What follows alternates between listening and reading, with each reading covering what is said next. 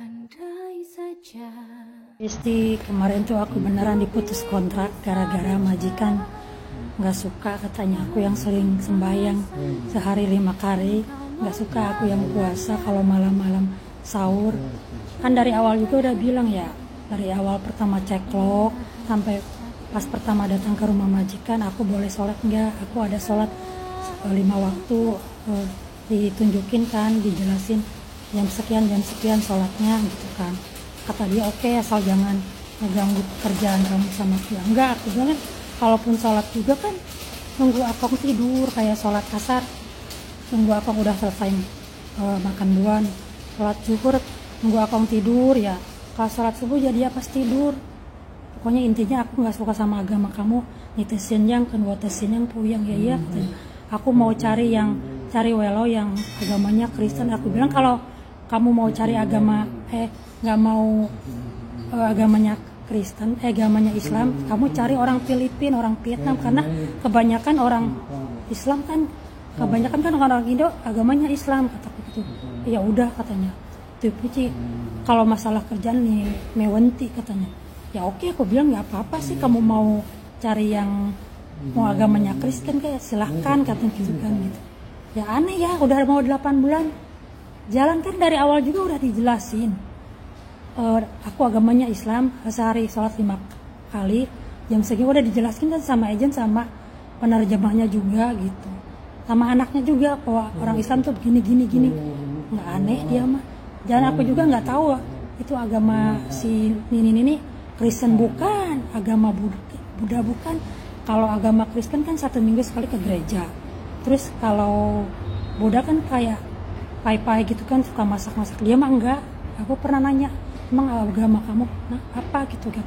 Agamaku katanya. Nggak sama orang. Katanya menurut kepercayaan masing-masingnya, menurut dari nenek moyang dia, dari orang tua dia lahir. Gusti ampun aneh ya. Terus sekarang udah dicariin sama agensi, katanya lagi cari job. Doain ya Besti, semoga dapat majikan yang lebih baik lagi. Semangat Besti, pokoknya semangat. Yang sholatnya masih diam-diam, nggak tahu majikan kalau kita sholat, semangat. Mudah-mudahan urusan kita dipermudah, dilancar.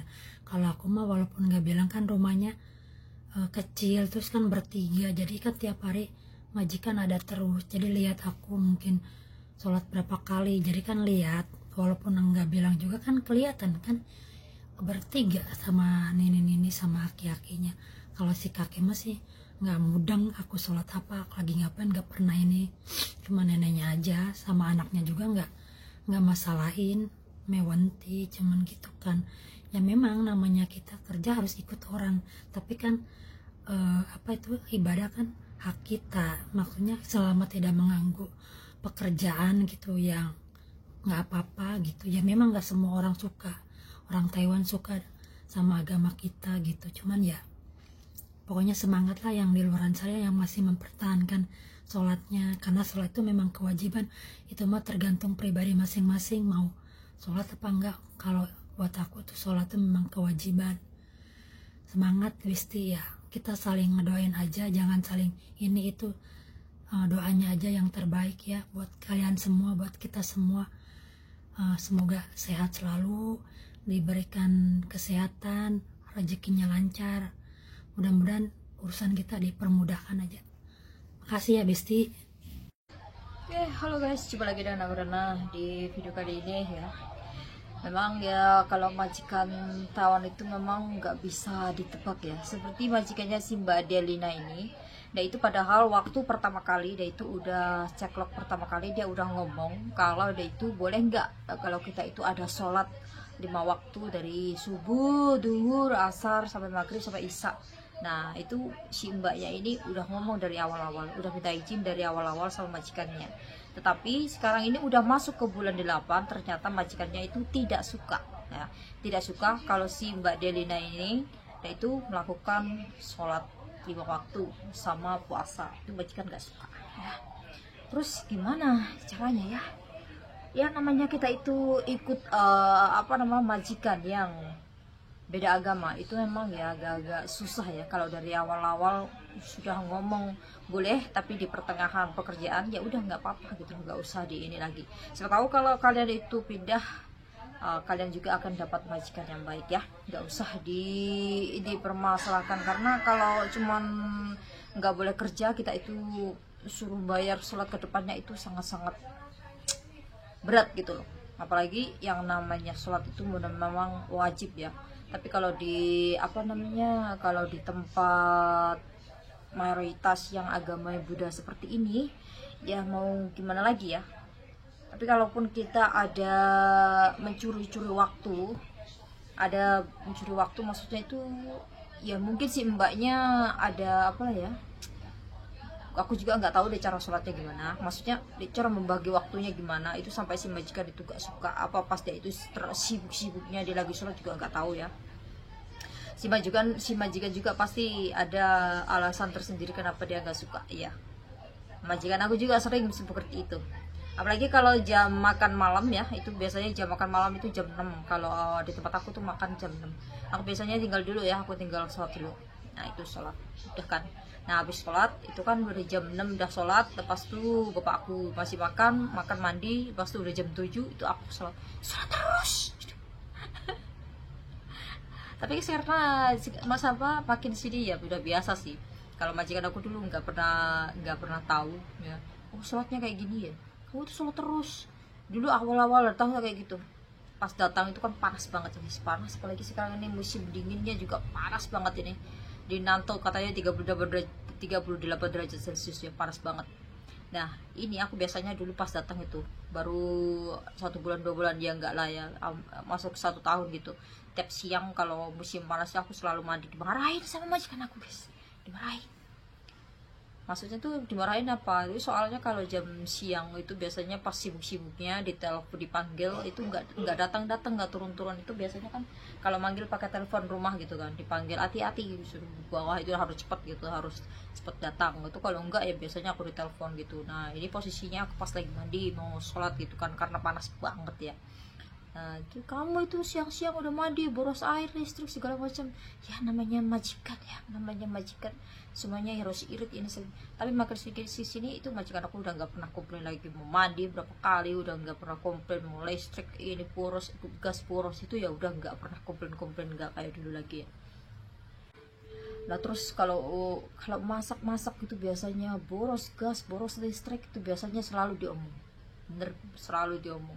Tapi ya udah, mungkin karena ini udah lama juga di sini ya, karena udah tahu dia juga sebenarnya udah menyuruh aku kerja di luar job. Nah itu juga dia sekarang udah gak pernah komplain lagi ya. Tapi karena ini masuk di bulan 8 ya, si Mbak Delina ini mungkin ya masih adaptasi gitu kan. Kok makin kesini makin sholatnya itu makin banyak mungkin ya. Terus mungkin disuruh makan ini nggak mau, karena dia itu memang nggak terbiasa dengan agama kita seperti itu. Jangankan si Mbak Delina, majikan aku ini aku yang sudah 10 tahun ada, dia selalu bilang secimping kayak gitu. Kenapa agamamu kamu ini suruh nggak boleh makan kayak gini? Kenapa agamamu itu sholatnya harus 5 kali banget gini. Ya memang kalau orang nggak tahu tata cara agama kita itu sholatnya gimana, ininya gimana, itu memang harus dijelasin sedetail itu ya. Tapi kalau orangnya nggak suka, memang ya nggak suka, itu bakalan susah dijelasin gitu loh guys. Ya di sini semoga si Mbak Delina itu dia dapat majikan yang baik, gitu aja lah ya. Nggak seperti yang kemarin viral kemarin itu diputus kontrak langsung lapor ya, karena dia backingannya juga bagus sih, si backingannya juga bagus. Dia juga yang sadar hukum, yang tahu hukum, jadi ya oke lah ya, kita tinggal nonton aja gitu ya, nggak perlu sih kayak gitu. Nah terus si Mbak Delina juga ya udahlah, katanya diusir ya nggak apa-apa, nggak apa-apa, siapa tahu dapat majikan bagus. Dia semangatnya bagus ya, jadi nggak usah perlu lapor lagi ke 1955, tinggal nunggu aja di agent biar dapat majikan yang bagus ya. Nggak dikit-dikit lapor, nggak dikit-dikit lapor. Yang penting itu di sini boleh sholat itu udah bener, alhamdulillah ya. Apalagi kalau kerjaannya itu ringan ya kan, apalagi berdua sama pasien doang, itu juga ada sih pasien yang masih sehat juga, banyak yang camping tuh banyak banget ya kan. Ya semoga aja dapat majikan yang baik ya. Kita juga bisa doakan sama si Mbak Delina ini dapat majikan yang baik, dari yang sebelum ini bisa sholat ya, bisa puasa dengan lancar kayak gitu ya, nggak perlu sembunyi ya kan. Di sini aku ada kamar sendiri ya, ada kamar sendiri untuk sholat, mau jengking, mau jongkok, mau ngapain, mau jungkir balik juga boleh ya, karena majikan aku juga ada di lantai bawah kerjanya, terus aku ini di lantai 2 kayak seperti itu. Jadi mau ngapa-ngapain ya oke aja, fine aja. Oke guys, di sini aja guys. Jadi untuk kalian tetap semangat cari kerjanya dan jangan tinggalkan sholat karena itu wajib. Kalau ditinggalkan kalian itu juga bakalan susah bayar utangnya. Juga kalau kalian mampu puasa itu ya harus puasa ya, karena itu wajib ya. Oke, gitu aja guys, bye sayang.